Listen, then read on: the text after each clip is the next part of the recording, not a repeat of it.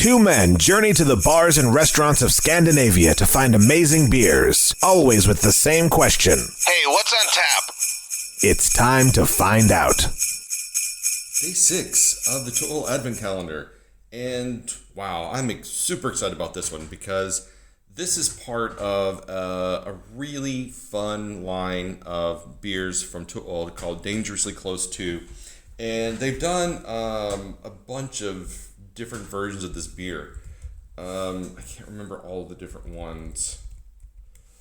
I think there's like Dangerously Close to Bananas, Dangerously Close to Lychee or something. I mean, there's been a lot of these Dangerously Close to beers from the Total line of beers.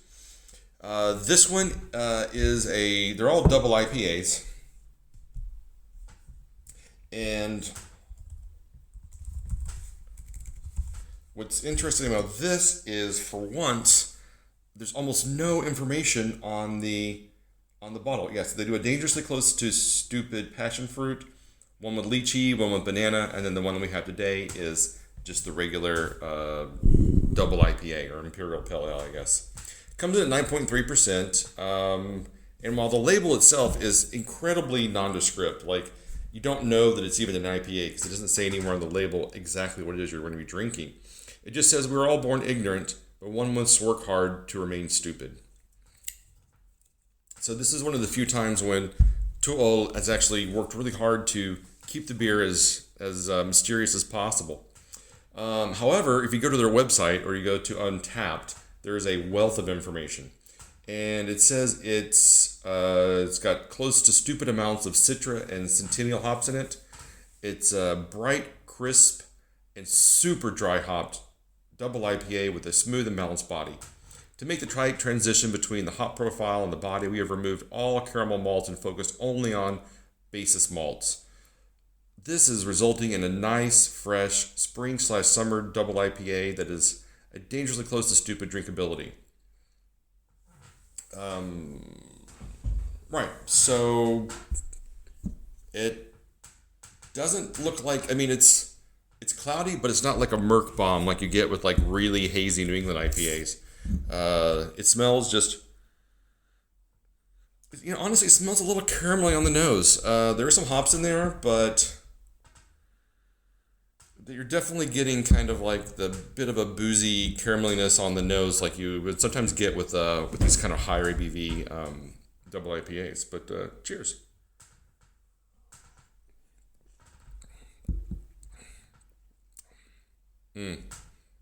Yeah, this beer is not hiding its 9.3%. It is kind of, it's not like a lot of throat burn, but you can definitely tell this is going to get you messed up. You're going to get, you drink a couple of these, you're going to get pretty hammered. There is a really strong, it doesn't have a malty finish, but it has a really strong, like, bitter IPA kind of finish to it, which I really like. There is a slight carameliness, but it's really minor. It's not overwhelming anyway. But yeah, this just has it's kind of a nice silky mouthfeel.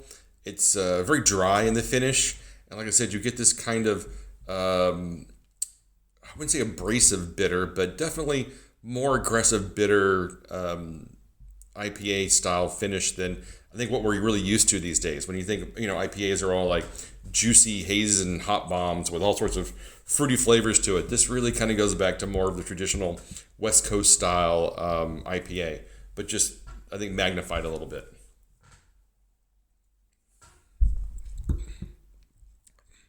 Yeah, this is stupidly easy to drink.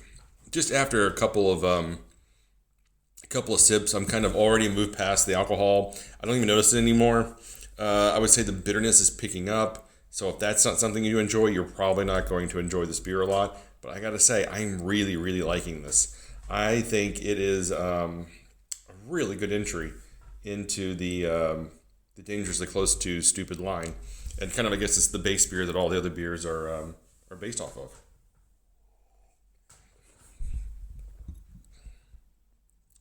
I mean, did it need to be 9.3%?